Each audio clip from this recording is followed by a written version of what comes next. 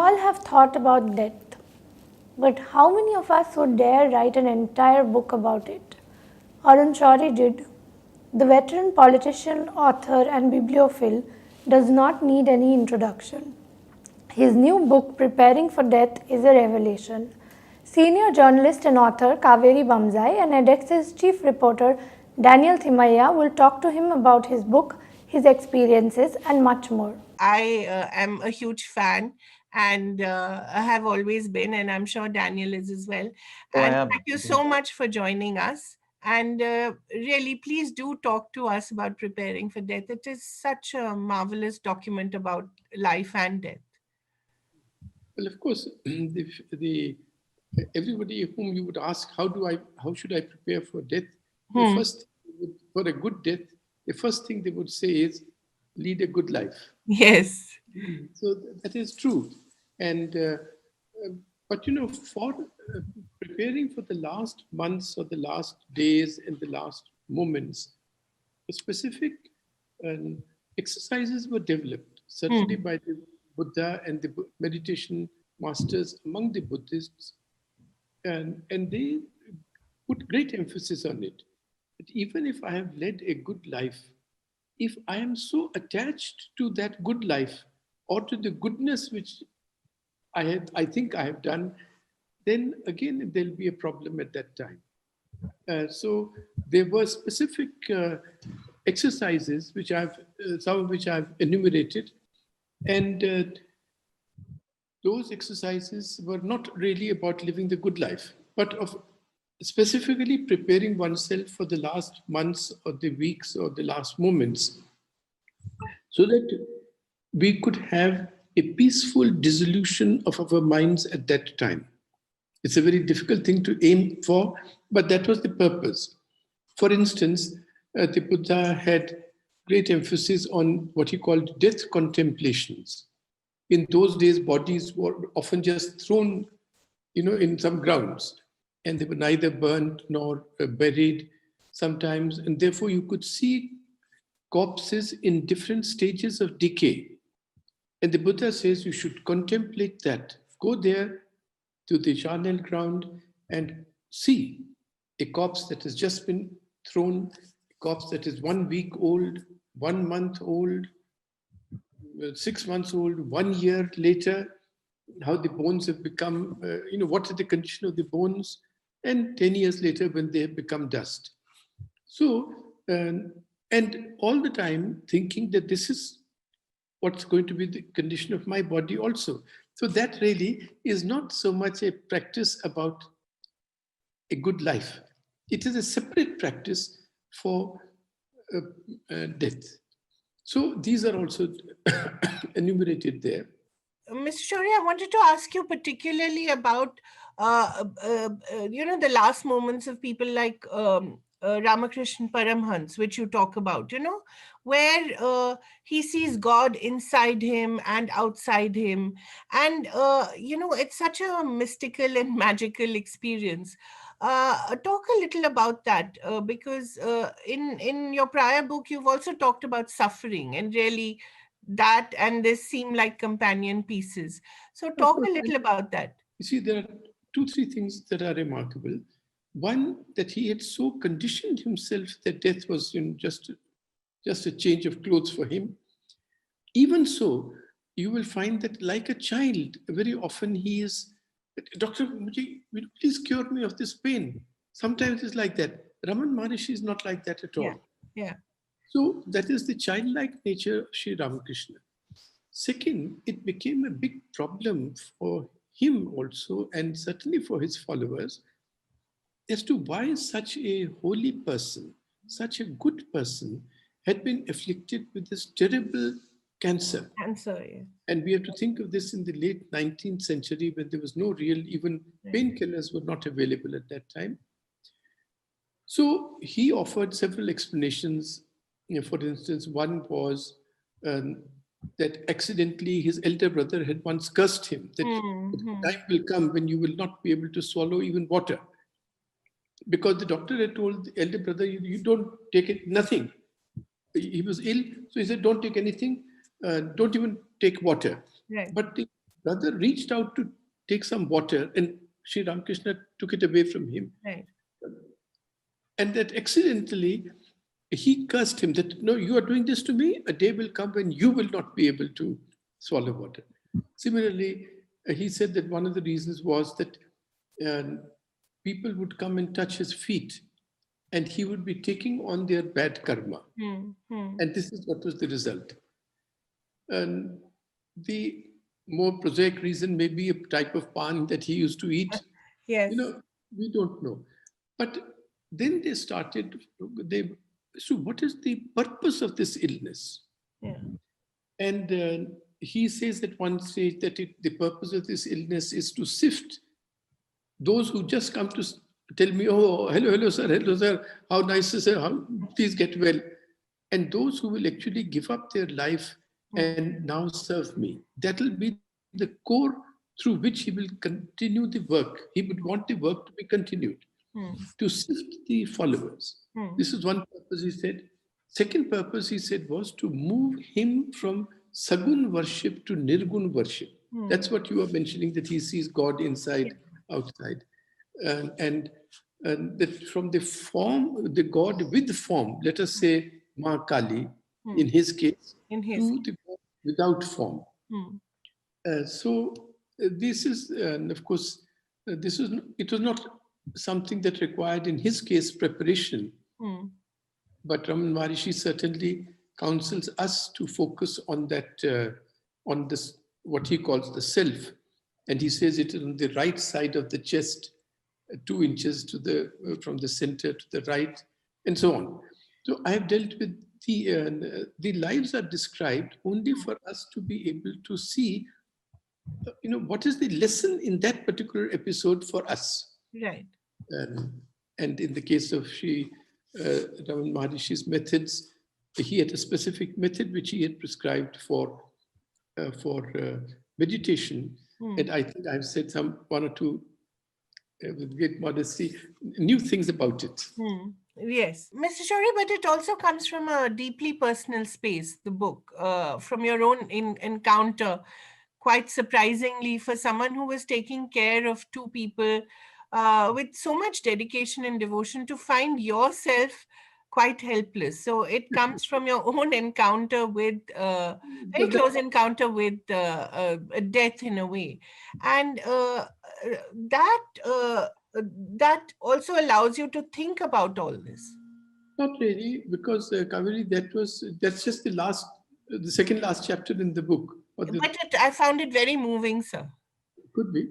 And but that is just the sort of end. But it was not what triggered this book. I'd started working on this book 1.5, 2 years before this incident occurred. And this incident just, all the writing was almost complete. And then this incident occurred. So I then wanted to report that of the practices which I had talked about, or the meditation practices which I have been following for the last 30, 35 years, then which of those helped me in the ICU? Yes. So that chapter really mentions that. And one of the lessons that comes through is precisely the lesson that you mentioned of love, of those whom I love. That sustained me. Their care, their giving up everything and coming to the ICU and to Pune to be around. That was certainly a very important thing, just as it is the most important thing in our raising our son, who's a cerebral palsy child and is now a spastic adult of 45 years. And I'll tell you an incident that when 3rd or 4th day after his birth, we were told that actually a Pakistani lady doctor at the hospital, she said that I'll lose my job if you tell anybody. But I will tell you that your son has suffered a brain injury at birth. So don't tell anybody, but that's the condition. Anyhow, we didn't even realize what this message meant. Right. But after 3 months, every month we used to go to see the neurologist. For the first month, he was just in an incubator and then and so on. is an elderly gentleman. I still remember him. I think he was a professor at the Georgetown University, Professor Kennedy. And I told him, sir, that I have resigned from the World Bank and we have to go back. But if you feel, we have been told that this child has a brain injury, if you feel that staying here will be required for this child, well, I'll request the World Bank for the job again. He said, young man, I have not, no, you should go back. I have not been to your country, but I've heard that your country, the families are close nets. And as this child grows up, if you are here, I can help you measure him against some milestones. That he's 3 months behind, he's lagging 6 months, he's lagging 1 year. But as observant parents, you will yourself see that. But what this child will need is a net of love and security. Right. And your families can provide that. We can't. That is such an important point. And we are losing it today in India because our families are getting scattered. Children live here and there. We have come to look upon the joint family as a means of oppression and so on. But that is a very important sentence, and it has come through in Adit's life. Yeah. We lived with our parents. My mother-in-law gave up everything of hers to come and live with us. And because of her strength, we survived. So that was a lesson of what you call love and family and friends.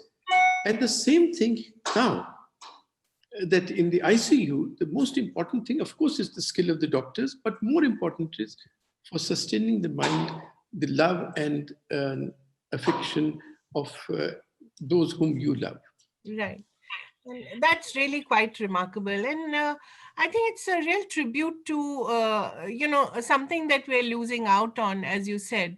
And that's a pity. We really have to, apart from the lesson of honing the mind, which you write off very well, and, all the exercises that you practice are clearly lessons for us to follow as well. I think they really do sharpen. I was trying some of them. They really do sharpen the mind and focus the mind. Could you also talk a little about the Mahatma's last moments? Because I felt a deep sadness when I read that. In a way, the decline begins with Kasturba's death, and then, of course, everything that happens.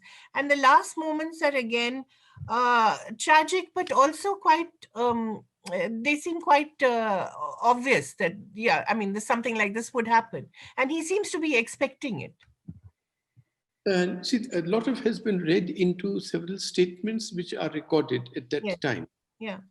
And for instance, he says, I've heard this from 2-3 persons, that he said uh, he's losing control over his sleep.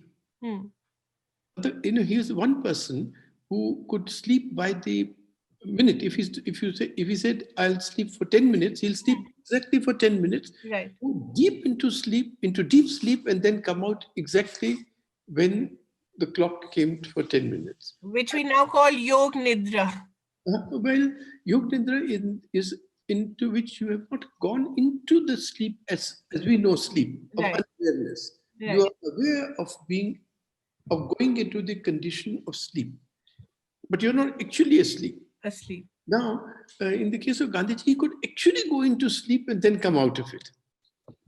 So he said that this is one of the indices to watch, that if he starts losing control over his Right. sleep, his days are numbered. I heard this many years ago from a gentleman called Manibhai Desai. Right. Second is that he said, I am beginning to become irritable. Right. Right. That shows that my days are numbered. Now, on the question, then one day on the 29th Yeah. of January, one day before this, he tells his niece, write down. She used to maintain a diary. Yeah.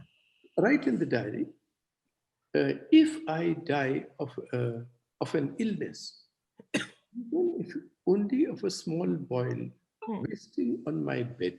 Hmm. Then know me to have been a fraud, and it shall be your duty to proclaim it to the world. But if I die at the hand of an assassin, with Hey Ram on my lips, know me to have made good my claim.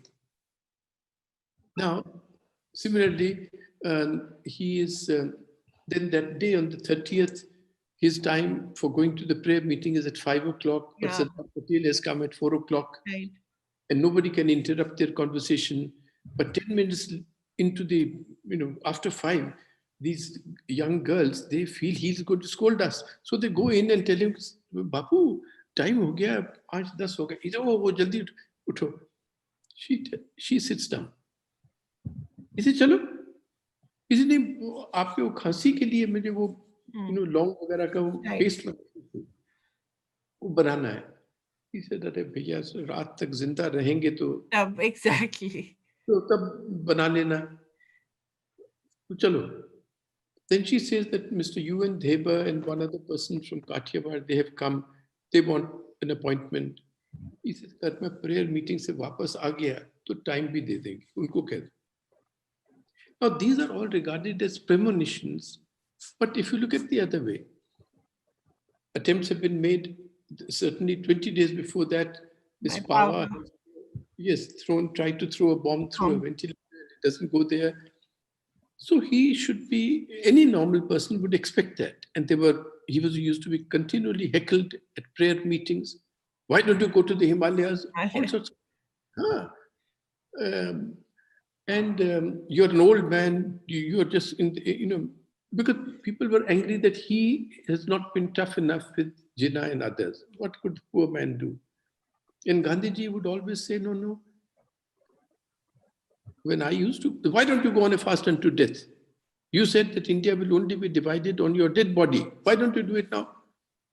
So he said, when I said that, you people were with me.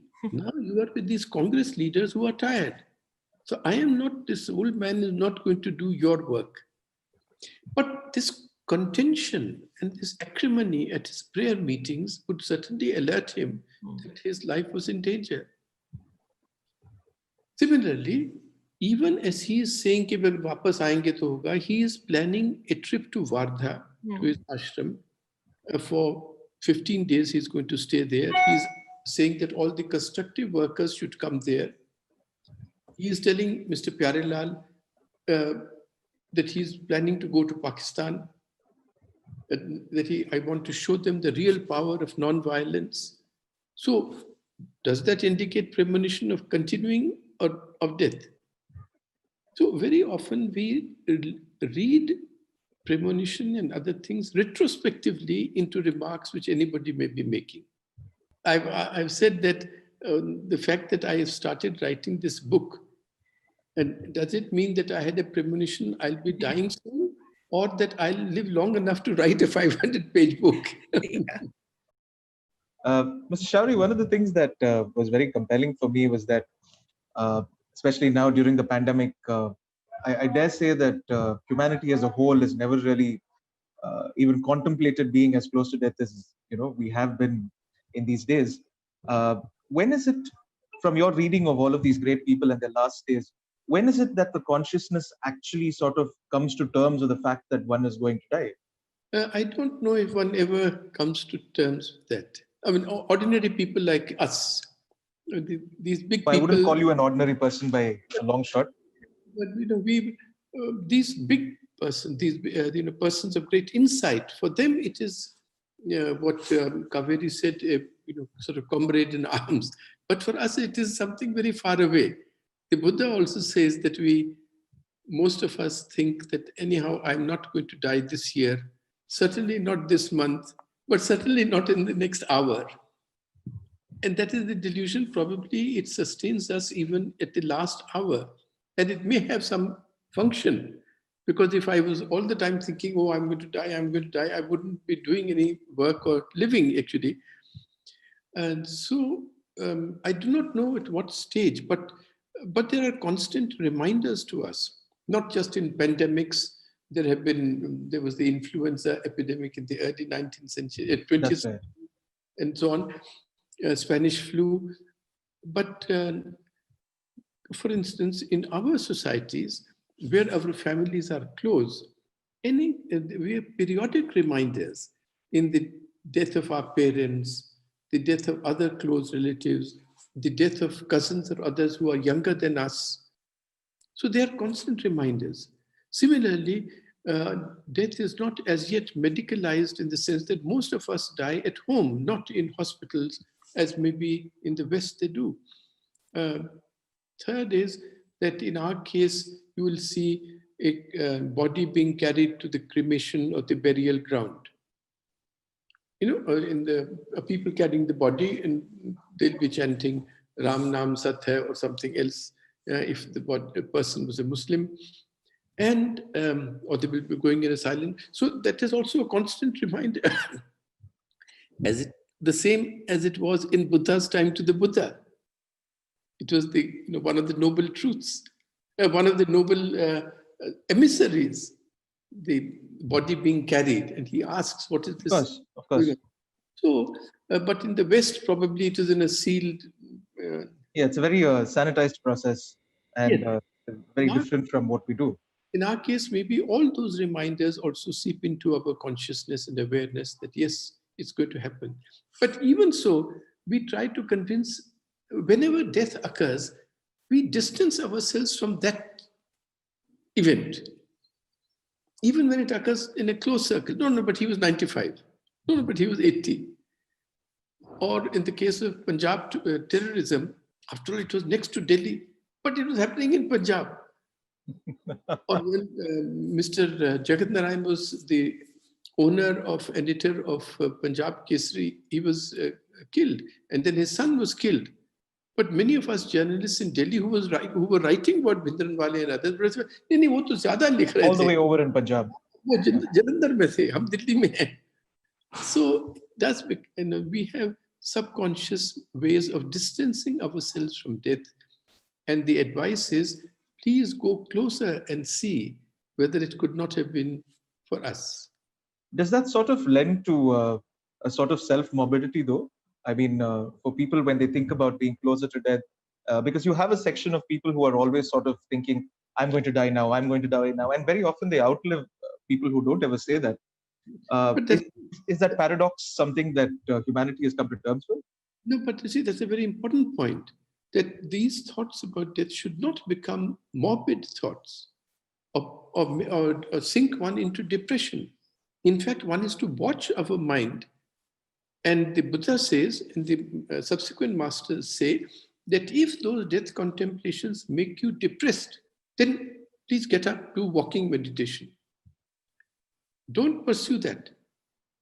And, so that is one of the things to watch in our own minds. The objective to be reached, in the Jains describe it very well, that you should reach a stage in the end of being both indifferent to life and to death. Because if you are fed up with life and longing for suicide, for death, then it is suicide. And that is not recommended at all. In fact, that is frowned upon.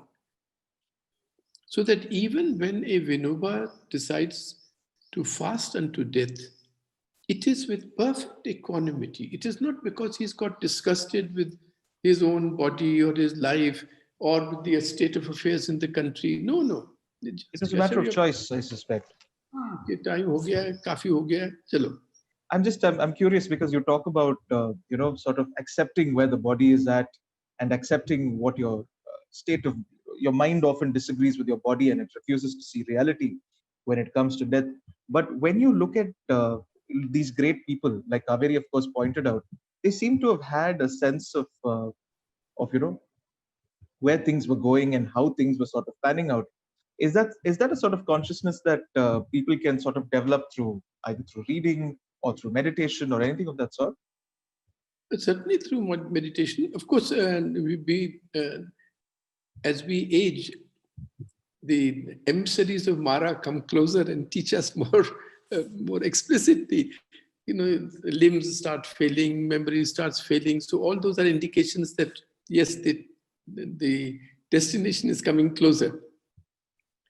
But other than that, I think meditation and other things, practices in which we are asked to distance ourselves from, see, if there's a sensation, there's a breeze outside and there's a sensation on the skin.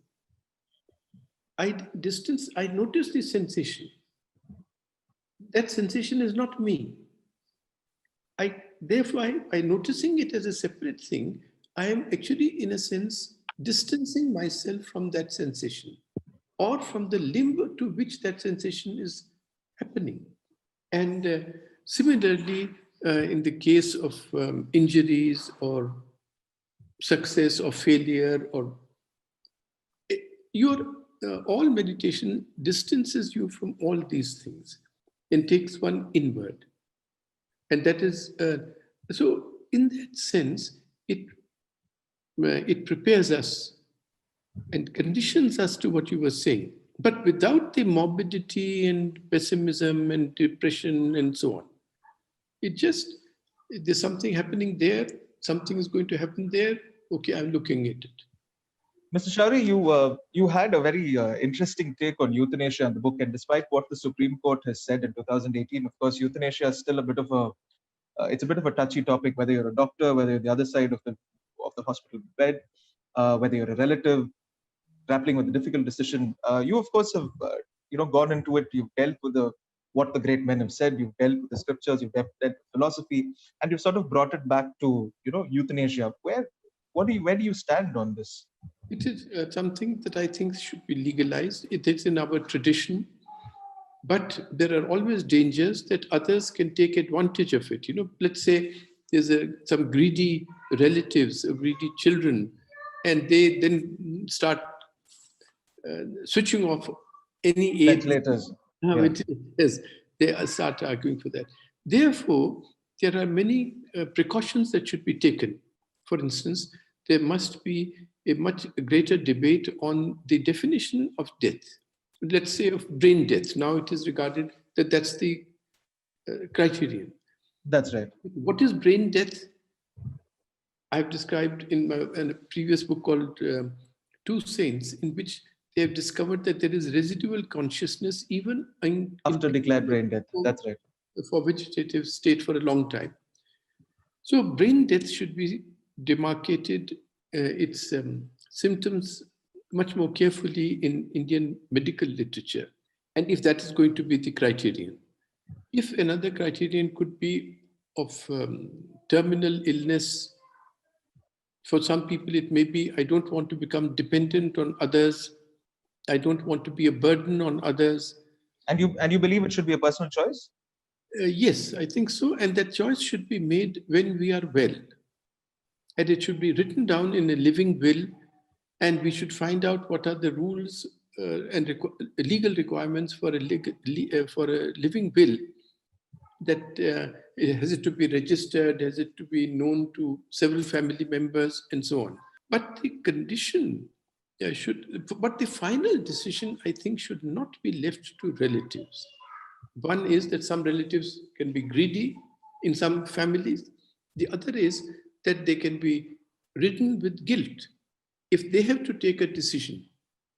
So the best is, I should write down the criteria.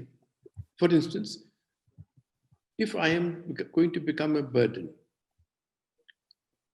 my poor wife, who already has difficulty in managing even her own affairs, and our son who cannot look after himself, if I am also going to be another burden on my poor wife, maybe let's say that's the criterion. So that criteria, I should specify that when I am well, not at the last minute. And that will also free my relatives for any guilt. And second thing I think is that, for instance, I had to take the decision in my mother's case that yes, now the medication and all should be stopped. The doctors asked me. Now, for us not to feel guilty, to be sort of buried by guilt after that, we should take that decision about ourselves before that. Then taking it about another person whom we love is not really a matter of that, that's one way to assuage guilt. That no, I'm prepared to go through the same process, and the Maya will decide on me, for me, at that time, or the doctors will decide, or here are the three friends who will decide. Somebody who will not, for instance, one way of selecting these other persons is that they have good medical knowledge. The other is that they are not the ones who are going to in any way benefit from it. Right, of course. from my death by the assets going to them rather than being used for looking after our son and wife. I think that's a hyper practical way of looking at it. Mr. Shourie, in fact, that really for me is the one of the other lessons in the book. It's the battle. The real battle is of acceptance. That's something that your Malini, I think your sister-in-law, says. The real battle is accepting finally. And the other thing that I found very interesting was when nature rings up, pick up the phone. Don't ignore its call. So these two things put together really, in a way, tell you how to deal with your last moments. I think these are the two biggest lessons. Would you agree? Well, there are two big lessons, but these are sort of exterior lessons of the exterior. Right.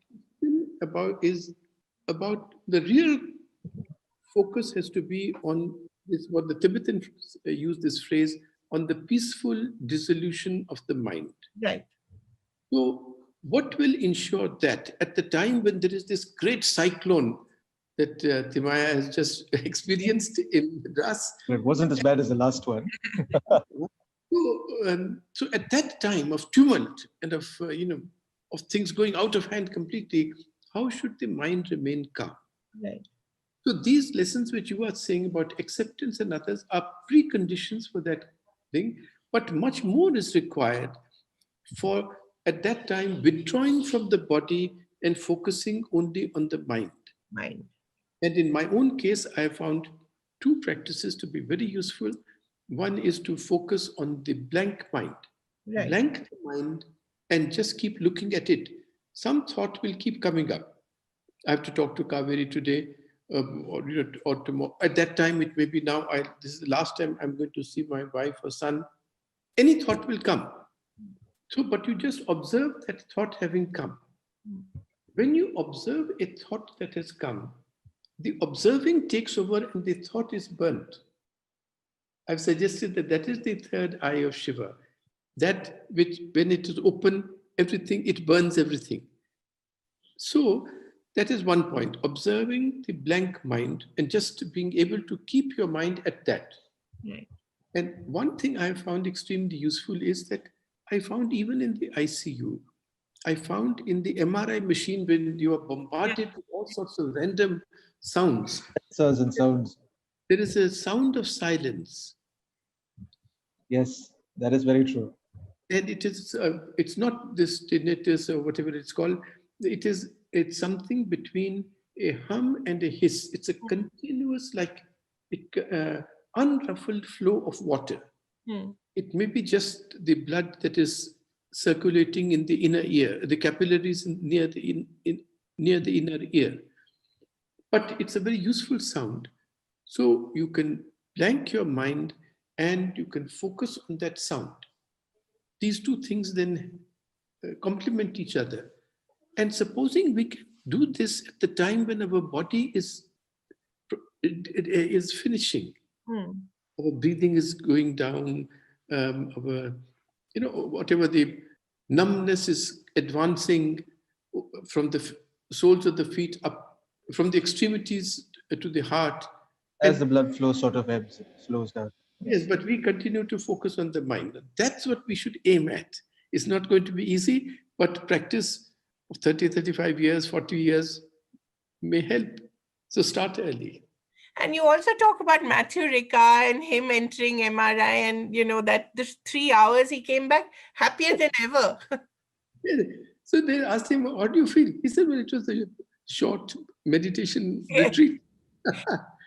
That's where when I read Matthew Ricca, you'll often find him And he's a tall gentleman. Yes, yes. And you'll see him at the Dalai Lama's meetings Yeah. quite often on mind-body relationships.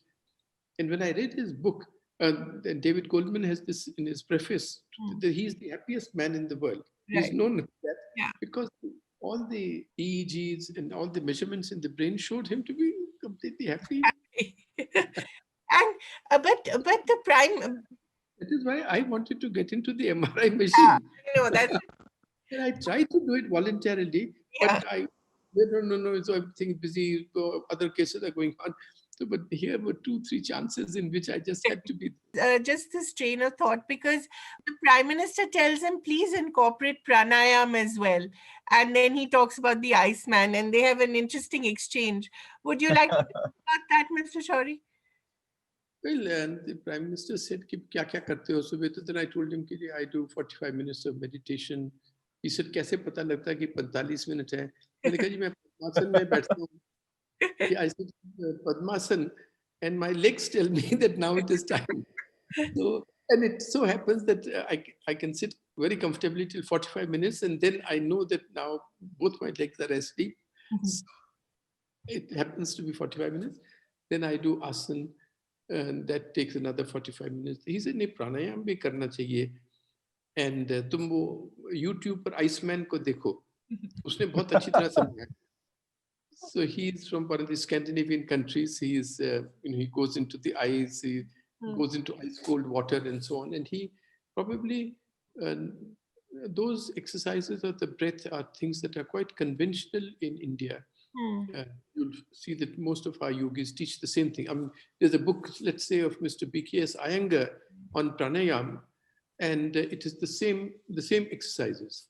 Maybe the Iceman has developed them in a particular way, and it's always good to read about these things without marking the book, without taking notes. Because otherwise, what will happen is next time you read the book, you will only see the passage which you have marked. Right. But maybe at the next time something else is more relevant. So it is good to listen to the Iceman and to read Iyengar and not take notes, but let it just seep in. Right. I used to do pranayam, then I had left it, but after the ICU and the Prime Minister reminding me of it, I have resumed it again. Okay. Has that helped? Yes, I'm sure it helps. Yeah. And I do not know about Delhi because of the pollution, Yeah. but here, if you see, it certainly helps. It's a good time to be doing pranayam in the. Wow. So you can. Yeah, It's all. I don't think you can ask for a better location, honestly. I love the way you describe the move to Lavasa as well. You talk about it being like a military exercise, moving everything to It's like a Mughal army moving. Mughal army. Yeah. So we have to, because we are a 2-wheelchair family. What will happen in the airplane? There has to be an emergency injection that must be available for our son, and so on. So there's a whole paraphernalia, and it is. And one of the other remarkable things is you're testing your memory and reciting poetry to your audience, whoever it is, usually wife and your sister-in-law. And I love your sister-in-law's comment about Arun's brain being atrophied, and your family has a good laugh about it. But obviously, your brain is not atrophied at all. I don't know about that, but the doctor told us. They told me that yes, one of the reasons that the bleed did not have that much of a destructive effect on your brain is that with age, like everybody else, your brain is atrophied. That's looking at the bright side of things, I suppose. It was a lot of merriment and satisfaction that we don't have to listen to this fellow too much because his brain is atrophied. But you entertain them a lot with your shairi and your poetry. Would you like to give us one that sums up this whole exercise of having written this book, encountered, come so close to death, and survived it, and touch would come out looking better? There's a wonderful couplet of Akbar Ilahabadi. He was a judge, a session judge, I think, in Agra in the 1920s. Right. And he was the great satirist in Urdu poetry. So he says at one point that ki ibadat mein bhi rehta hai maut ka khatka. Hmm. You know, even in prayers, Hmm. we hear the footfall of death. Hmm. इबादत में भी रहता है मौत का खटका, करते हैं खुदा याद कि कर लेना खुदा याद. Yeah. We remember God, lest He remember us. Yeah. That's really well put. In fact, that reminds me of this other line in the book that you end with, where you're asking for advice, and the advice you get is just take morphine. That's Dorje, the head of the Tibetan Center in Delhi. And I had gone to him and I was asking him that these are the, I want to learn the Tibetan practices because they have very elaborate practices for the last moments. Right. And I want to be able to deal at that time. What will enable me to deal with the pain at that time? And he said to me, he said, Arunji, I think it is best to take morphine at that time. So that was my sister-in-law said, Malini said that is a very Dalai Lama answer because it's very practical and it also punctures your pretensions that you can learn those practices. Amazing. That's really one of the great things about this book as well. Despite being about death, which, as Daniel said, is actually quite a morbid subject, it's It leaves actually you quite feeling very funny. light. Yeah. No, and it's quite Yeah. funny as well, And I think that's one of the greatest things about it, that it actually leaves you with a laugh. Actually, Which is a rarity in itself. that's one thing we have to learn. Yeah. I think too many of these godmen and all are frightening us, but that's something we have to learn from the Dalai Lama. Yeah. He's always making you laugh at all times. Yeah. And if you don't mind my repeating a joke, which I have to, said once or twice on these exchanges, there's how we can internalize the lesson lightheartedly. Mm. So I have a friend, you must know him, Rajiv Mehrotra. Yes, of He is course. the head of the Foundation for Universal Responsibility of the Dalai Lama in Delhi. He does a lot of the Dalai Lama's work in there. So he sent me a message disclosing a deep state secret. The secret was that the Dalai Lama has sent a telegram to Xi Jinping, the ruler of China. Right. And not telegram, but an email. Right. So the Xi Jinping opens his Gmail, and there's a thing from the Dalai Lama. He immediately clicks on it, and there says "see attachment." So he says, the Dalai Lama, maybe he sent the surrender document. And the moment he presses on it, his computer crashes. Computer, like the computers of the members of the Central Committee of the Communist Party, they crash. And then all the senior generals of the PLA, their computers crash. So Xi Jinping is furious and he sends a telegram to the Dalai Lama. What do you think you are doing? What is the meaning of all this? So the Dalai Lama sends a telegram back. With attachment comes suffering. It's the best virus joke I've heard in a long time as far as China is concerned. I think the wonderful way to end this conversation. Thank you so much, Mr. Shourie. Thank you so much. Daniel, is there anything else you'd like to add? No, Yeah. I think that was, like you said, the book leaves us with a laugh, and Mr. Shourie, of course, leaves us with a laugh. Thank you so much for that, Mr. Thank you Shourie. so much, Mr. Shourie, and all the very best.